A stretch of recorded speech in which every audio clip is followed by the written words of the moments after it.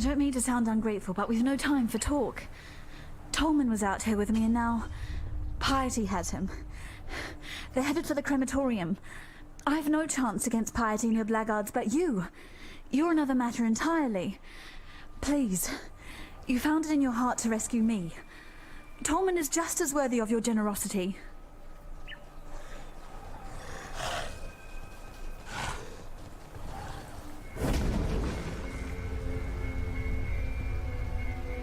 Mortality is the mother of life. We have turned our backs on her.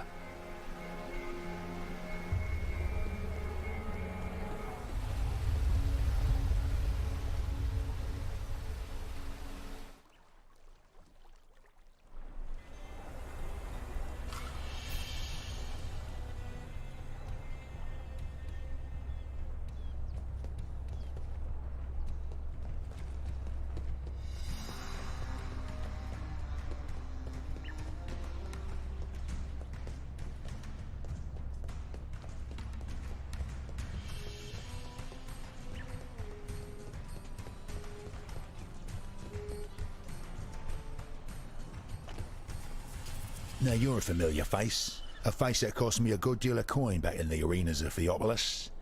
Took you for a privileged pretty boy with a death wish. Bet all that against you. Turns out you're as dandy with the blade as you were with your wardrobe. Well, at least you've brought Clarissa back to us. I'll take that as half payment for what I figure you owe me. Problem is, one dyed lover isn't much good to anyone. Like gloves, they tend to be more useful than pairs. The missing glove in this case is a young fella named Tolman. Fetch Tolman back for us, and you and I can happily call it quits.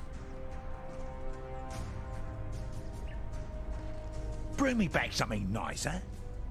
Matamor Patur thanks you, Exile, for returning our Clarissa to us. She is the gentle heart of this place, a spirit still capable of love in this wasteland of hatred. Yet that gentle heart remains in jeopardy. Tolman isn't deserving of Clarissa, but she'll not smile until he's by her side. Go with courage.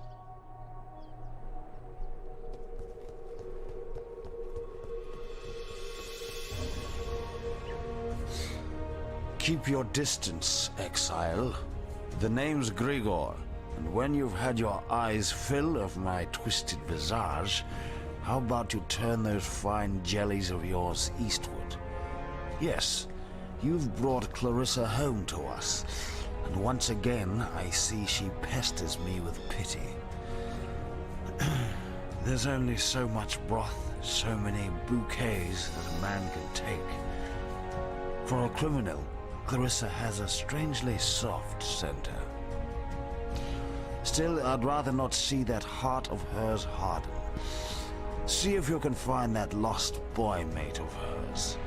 With him around, Clarissa doesn't have as much time to bother me. Tread carefully, Exile. Yes?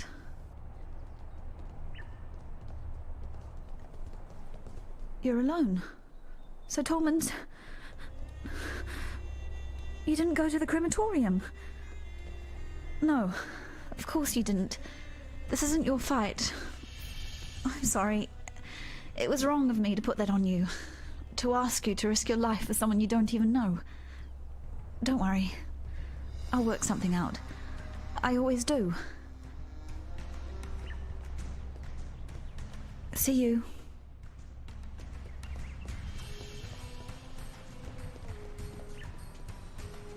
Our paths meet in the shell of a long dead snail.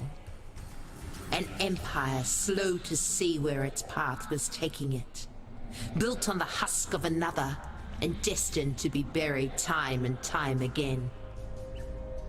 This city will see great things yet, Exile. But not in your lifetime. Fate will find you. You're right. The slums are east of here. Used to house the unwashed of the Empire a couple centuries back. Now it's home to the walking ulcers and sores of this poor city. Good luck to you. Tala. Dominus and his Ebony Legion arrived some time ago. Now the blackguards scour Sarn like hungry maggots on a carcass. What are they looking for? Only that which is best left unfound. There is nothing else.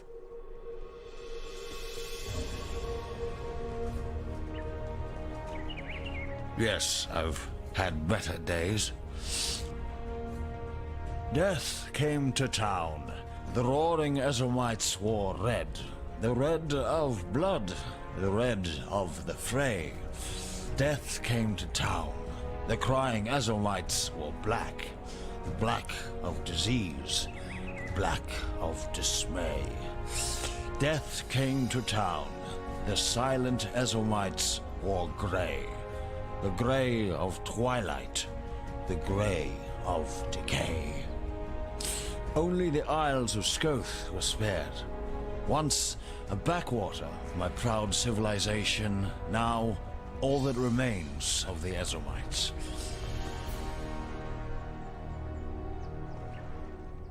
Tread carefully, Exile.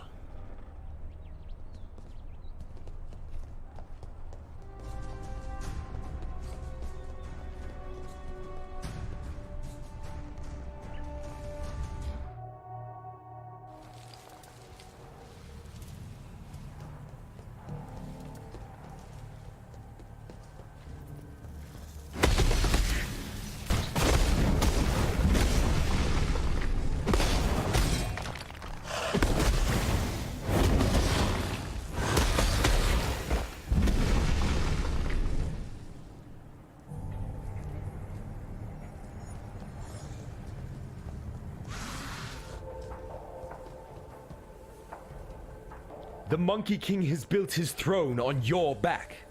A throne of gold and gem, polished with blood and tear. Throw off the Monkey King and his shining privy before your back is broken.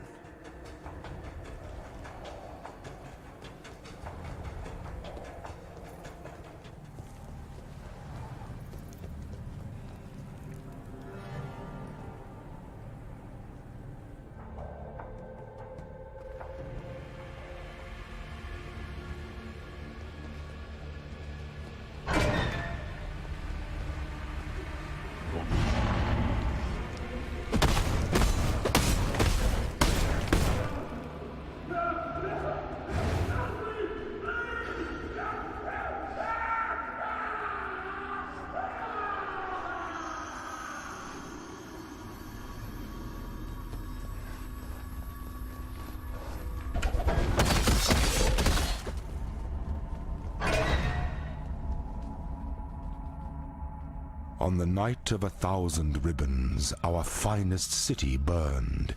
It burned with fires lit by cruelty and neglect. It burned with shame for giving the title of emperor to a man who did not deserve it.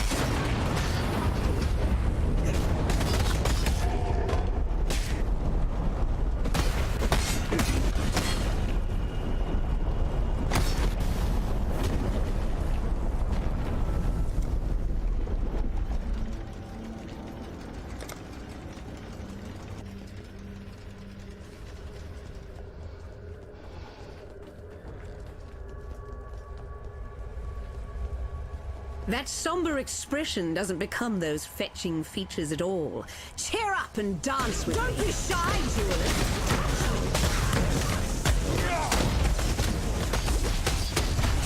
Enough of this.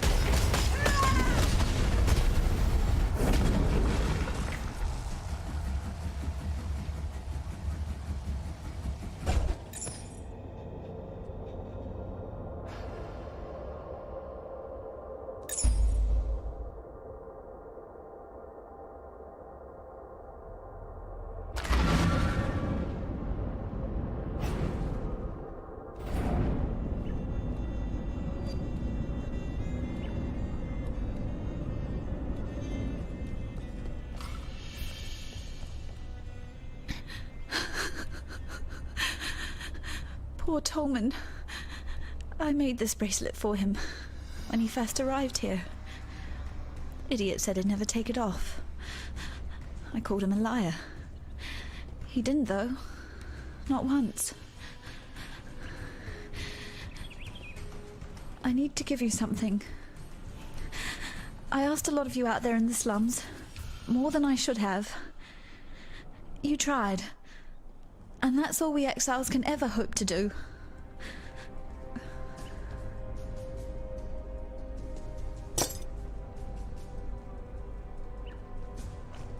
Those keys unlock the gates to the sewers. Tolman found them. Figure that in the worst of times, people will hide their wealth in the worst of places. We were never game to test his theory. Not with the Undying down there. But you're strong. Stronger than any of us here.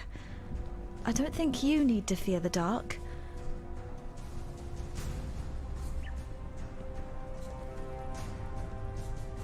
Sorry, I need some more time to think.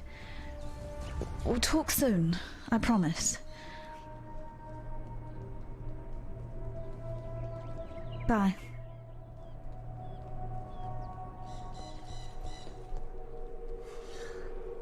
I no longer dream when I sleep. I have a nightmare. The same nightmare over and over. The mirror. It's never my reflection looking back. The first time that mirror appeared to me, it was Cole I saw. A rapist from Oriath I had the displeasure of sharing a pen with in Gravisius's stockade. Piety took him for her experiments, and that night I saw her handiwork while I slept. This time it was Tolman, flesh dried to leather, organs shrunk to husks, blood trickling through his skeleton like red dust in an hourglass. It's Piety's gift to me, that mirror. At least I won't be seeing Clarissa the next time I look into it. Make sure it's not you I see either. I walked halfway across this forsaken continent because of an ode. Of jewels and eternity, it's called. For twinkled promises of jewels and eternity, the Gemling Queen gave her heart and body to the King of Shades for one more day in the sun. The last day in the sun. That's but a portion of the full epic. The Gemling Queen lived, and she's the enigma behind the fall of the Ezomites and the Eternals both. Look to the Solaris Temple to the northeast. Find the Gemling Queen's remains before Piety does, and destroy them. Have fun elsewhere.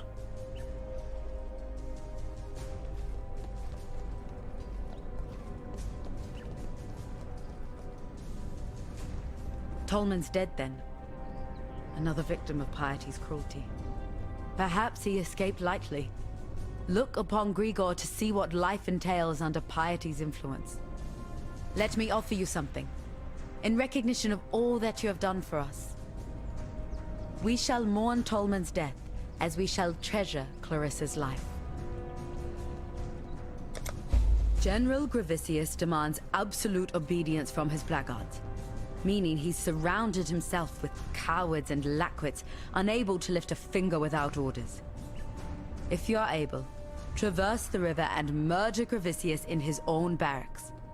He'll be ripping the very mind from the skulls of our enemies.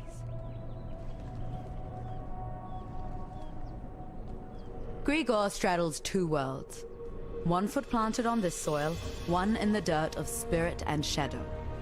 When you speak with him, be sure to know from which world his words arise.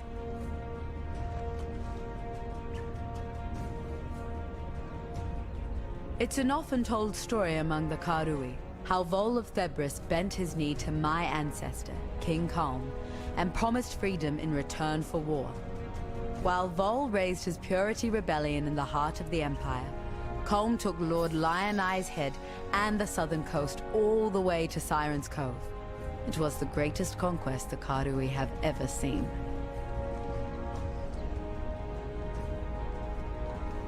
If I knew how to cross the river safely, I'd be wearing Gravicius' head on my belt. Go with courage. Tala. Clarissa will weep for Tolman. She must. The cloud is darkest before the rain. Talakora.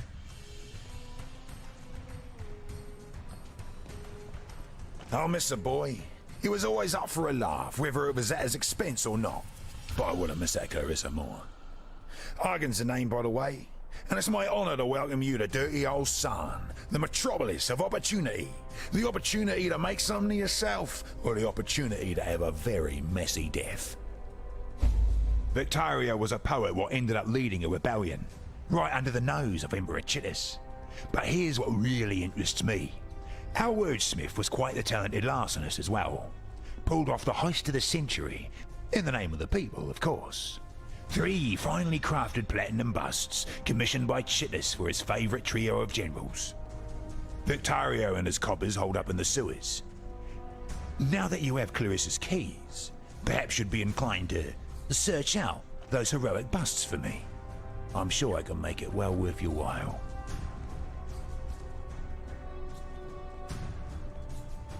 I was Clarissa's guardian angel back in Oriath. Put food on the table in return for a bit of light work. I try to keep her out of trouble as best I can here, but Sarn's full of secrets, and Clarissa's full of curiosity.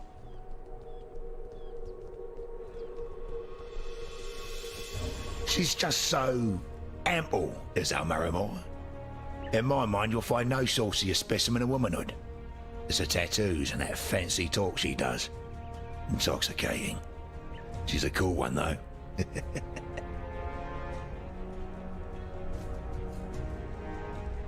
I can't imagine what that poor bastard's been through. It's a miracle Grigor hasn't completely lost his mind. Granted, he's lost 1 or 2 pieces along the way, but there's still plenty that's worth listening to.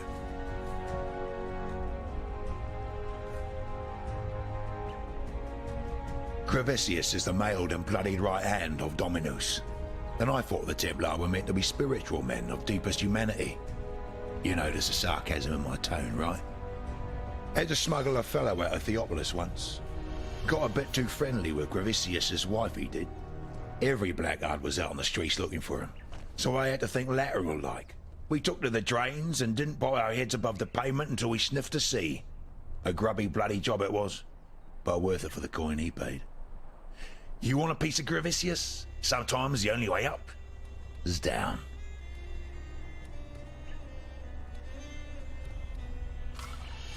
I'm no history scholar, but I know that Emperor Chittis was overthrown by Vol of Thebris in the so-called Purity Rebellion. But Vol had the shortest reign of any internal emperor. The Cataclysm sort of that. Don't do anything I would.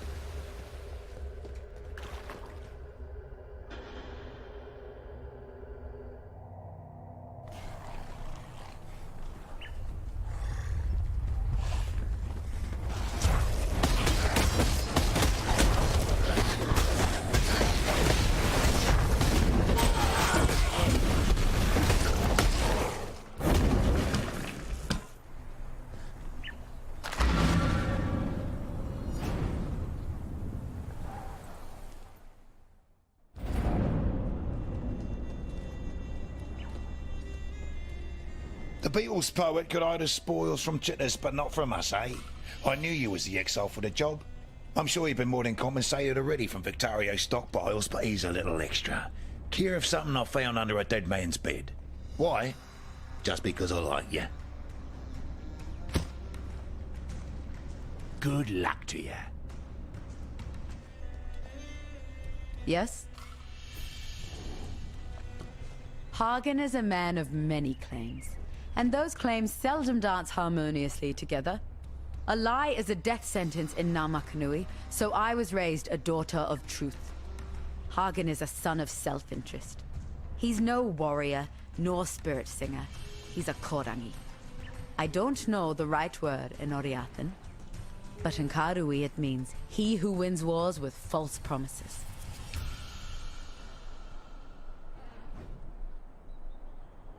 Traversing the sewers under the river. I should have thought of that myself.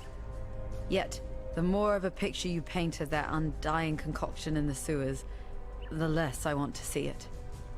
If you manage to destroy it, expect a storm of undeath to descend upon you. The dark is their home, and there'd be nowhere more homely to the undying than a pitch-swathed drain under a river. Talakora, go with courage.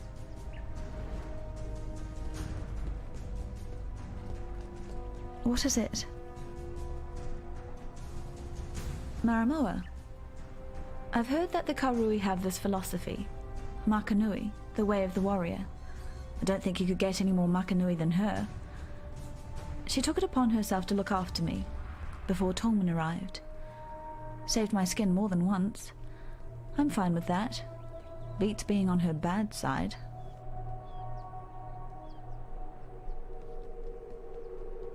Hagen likes to think he was my kind old uncle back in Theopolis. Granted, the work he gave me saved my parents and I from starvation. This was after my father lost the family fortune at the card table, and we had to give up the manor in the country for a flea box in Theopolis. But he's not half as generous as he makes out. When Hagen gives you something, you can be damned sure that he's getting his pound of flesh in return.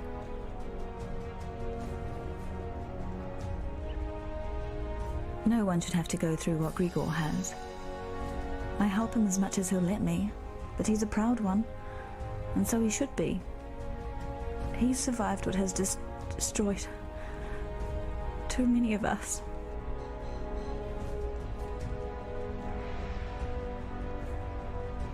Halfway across the world, and yet the tie between Vanilla and I endures.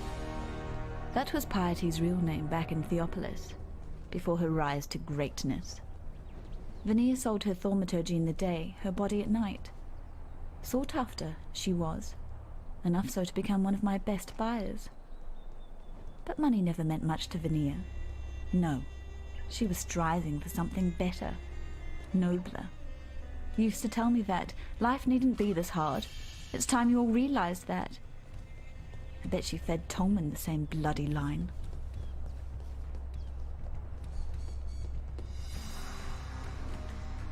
The blackguards talked about Piety's precious gems being infected with nightmare. Tolman, what did she do to you?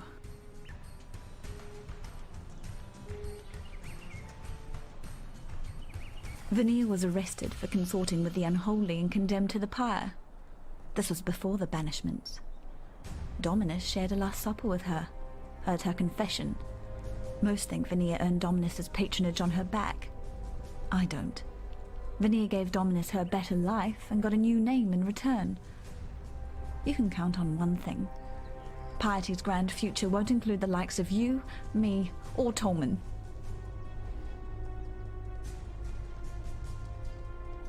On the fall of the Empire, the historians are deathly silent. After the Purity Rebellion, the Kingdom of Kaon blockaded Oriath, preventing any trade or correspondence with the mainland. It's said that Kaon planned to invade. Only when the Karui retreated did Oriath get any news from Rayclast, but by that time there wasn't really anyone left to tell the tale.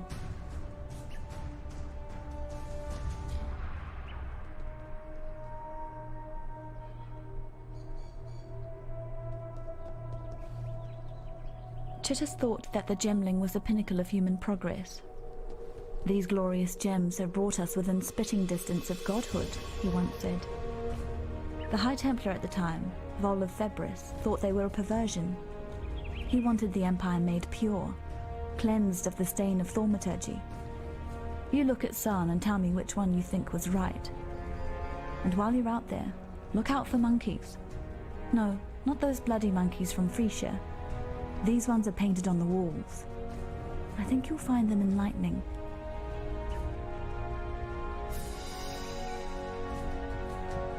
Watch yourself.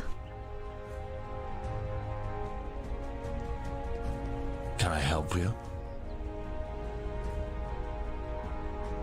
Madame is sure of herself, and that kind of surety gets you killed in Sarn. You and all those around you. Hagen's got the right idea. Don't believe in anything that you can't trade or eat.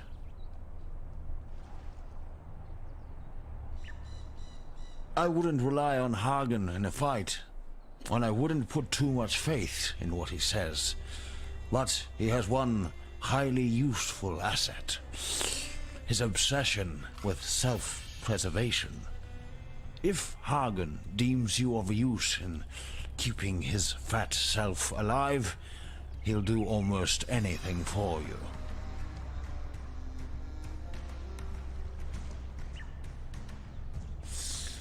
I tried to penetrate the Solaris Temple in the northeast. Almost got myself killed by the bloody ribbons that guard the place. Bizarre, floating tapestries they are. Creatures of cloth and thaumaturgy. Fortunately, a few legionnaires got in the way.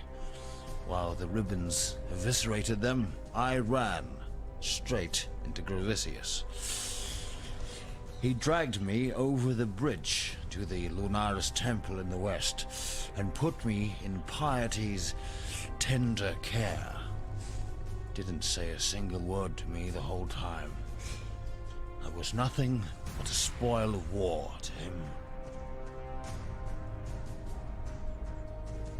Goodbye, Exile.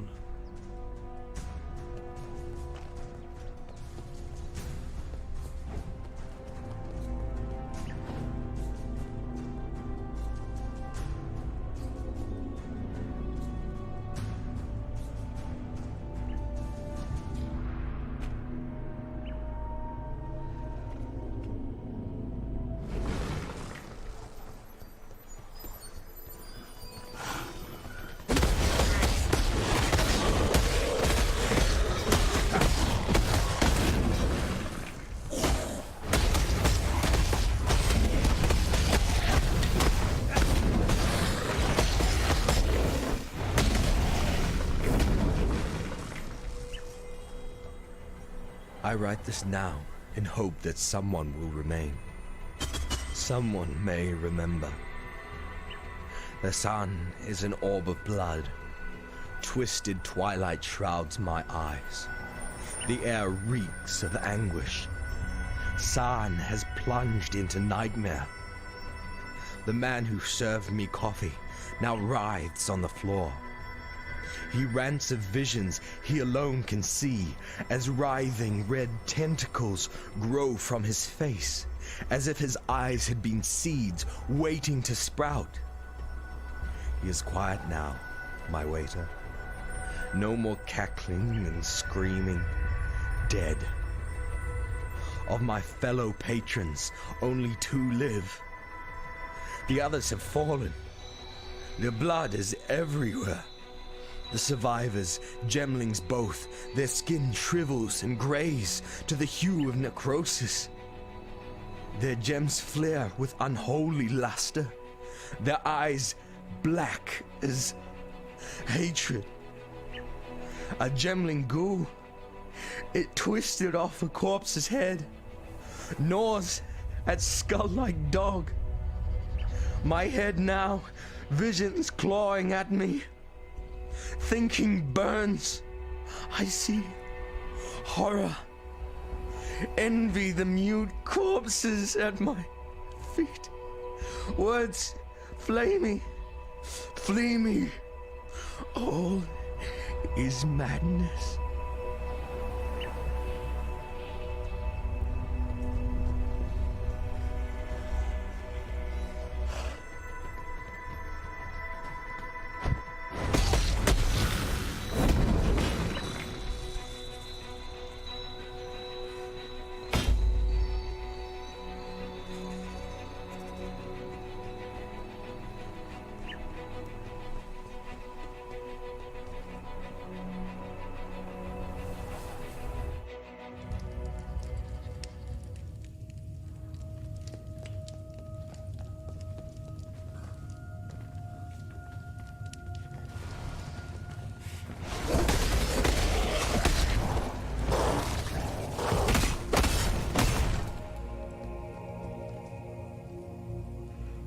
An emperor cannot allow himself to become buried in the shadowed vaults of self-doubt, cannot allow thoughts of imagined disaster to spin about inside his mind like so many strife-splintered wheels. An emperor navigates his way through the terrors of perplexity with his eyes set firmly on the rising sun.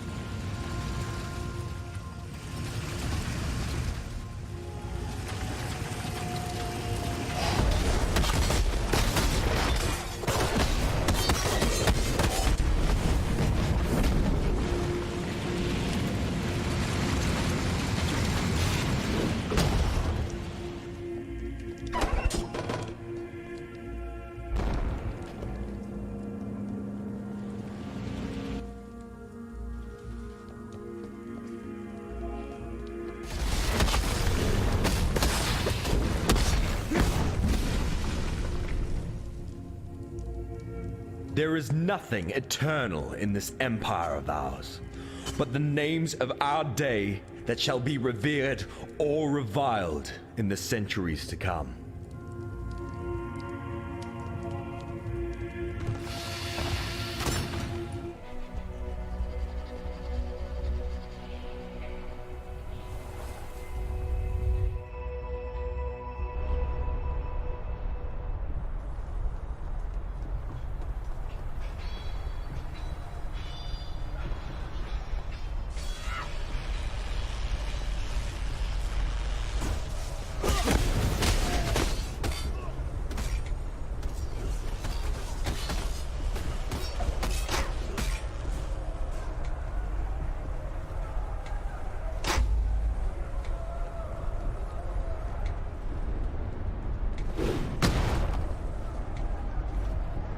The shadow whispers and simpers at the Monkey King's feet. When the Monkey King puts his back to the sun, it is the shadow that leads the way.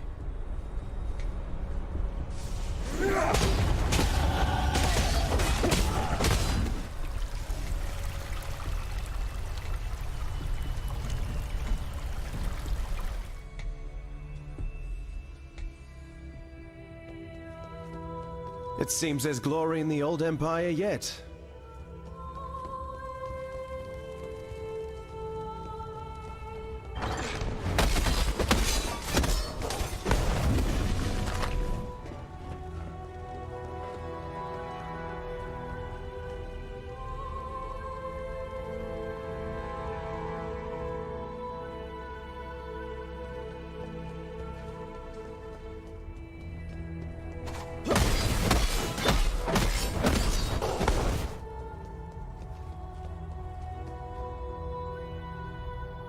You are not a cockroach. Strange. Inundated with cockroaches I am. Black ones, forelimbs, nasty, spiky things. Are you spiky? If so, my ribbons will pluck your spines. Malachi liked spines. Liked my spine. Pretty spine. Bejeweled and bountiful. Enough to make an empire weep. Do you weep, not a cockroach? I do. Tears are infinite. Why, on this very day I found a new reason to cry. What is that you have? Not a cockroach. My ribbon spool. Those black ones wanted them, my ribbons. Wanted to wrap the city in black ribbons. Now they are my ribbons forevermore. Forevermore. I hate forever. I could tear happy ever after from bards' bleeding tongues. You're still here, not a cockroach. Oh, gratitude, yes. I should give you a token. Token? What token? This? Is this to your liking? The cockroaches will come again. They want the twist. That cockroach emperor. The other bugs shout his name. Revisius. Cross the river, squash the emperor cockroach in his nest. The bridge. It is barricaded. That spawns a tricky question. Questions. I asked too many questions. Chit has told me so. I asked where it all went. Our feculence. He made them show me. Under the river. The sewers from this side to that. Filthy, fetid tunnels like a rower's cloaca. A black place. Crawling with the undying. Once beautiful and arrogant gemlings. Now the foul waste of the Empire. Fitting, isn't it? Apt. I like you, not a cockroach. I like that you listen. It would annoy me if the Undying murdered you. Thaumatic sulfite, that's what you need. A nasty, nasty substance it is. Malachi had his slaves mine it. Carry it from northern mountains to the refinery by the docks. Ezamites, Marakath, Karui. It killed them all, fevered the blood and scorched the mind. But you are clever, not a cockroach. You will keep it at arm's length. You will bring it to me so that I may make you something, an infernal tulk that will bring furious light to undying darkness.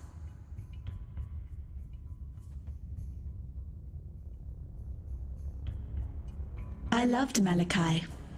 He gave me gems, divine jewels for his gemling queen, for his dead queen. But I didn't want me dead. Malachi begged. For him, for the Empire. I chose me. Selfish me. The Empire died, and I live. I live, and live, and live, and live.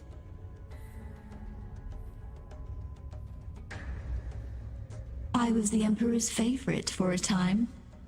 But Chittis had many favorites. He filled the scepter of God with favorites. Every now and then, he cleared away the clutter. Those who pleased him, they were given to his lords and generals. Those who did not were given to his thaumaturgists. I talked too much, asked too many difficult questions. I was gifted to Malachi, my dear, troubled Malachi. Goodbye.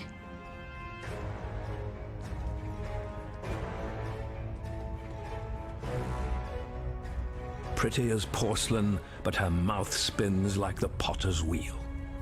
That's how I once described Diala. Yet on this day, my lady is as ravishing as a nightmare, radiant as the fullest moon. Diala is my gemling queen, and we shall rule side by side over the world that will soon come to be.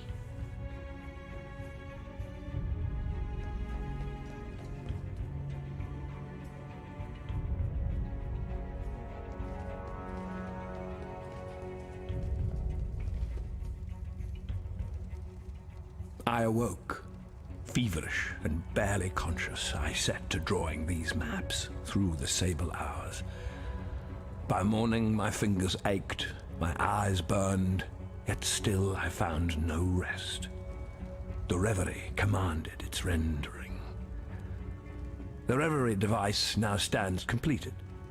I've placed the first of my maps within its receptacle. I've taken my maiden voyage into nightmare. I know now that which sent me this precious gift. It knows me, expects my return. It would be foolish to disappoint. Malachi.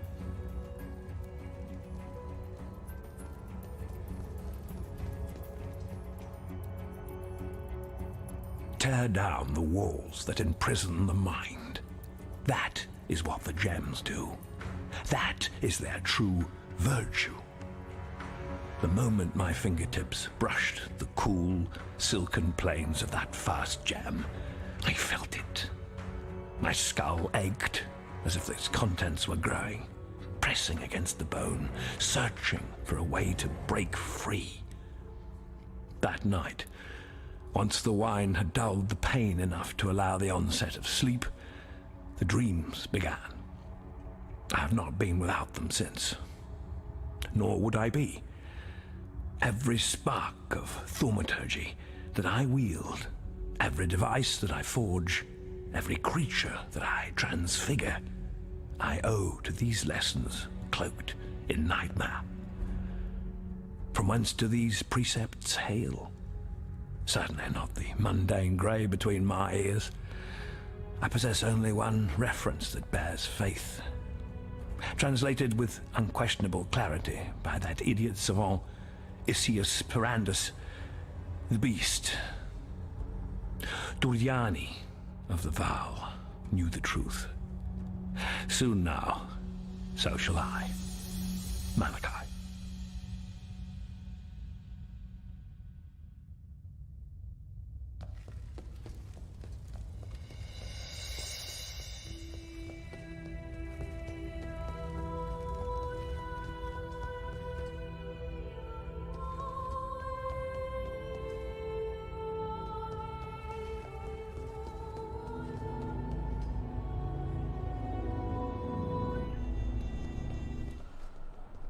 You get in there. Stay out of the shadows. They bite. Bring me back something nice, huh?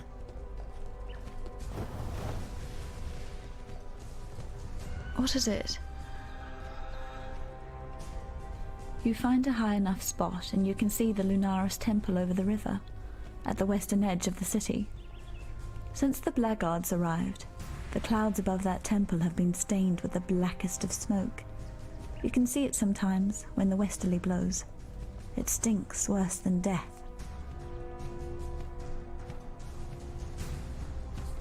I know. So strange that stone and metal should move and live as you and I. Still, I read that Chitis's sculptors used to soften their materials with thaumatic sulfite, a byproduct of gem refining. It's the only connection that I can fathom between the cataclysm and the living sculptures of San. See you.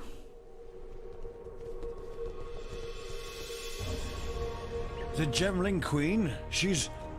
impossible. How did she survive? Why is she not one of the Undying?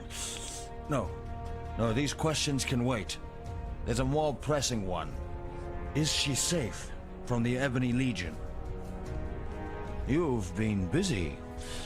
With the spool back where it belongs, the ribbons should be able to keep the Ebony Legion at bay. We've both seen what they can do to a man. Whether you were saving your own skin or thinking of others, it matters little to me. You succeeded where I did not. You have stood in the presence of the Gemling Queen. I can only hope to meet her in my nightmares.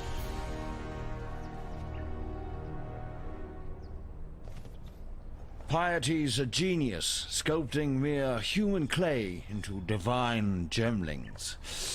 At least, that's what she told me when she opened me up and buried a virtue gem in my entrails. Malachi did the same in the name of the Emperor centuries ago. Chitis's gemlings still rule San. We call them the Undying now. Tread carefully, Exile. What do you want? Citizens of the San that was, the Undying have been around for hundreds of years. Left to their own devices, they'll likely survive for hundreds more. Still, they're not immune to mortality's touch. They can be killed, with some difficulty. Talakura.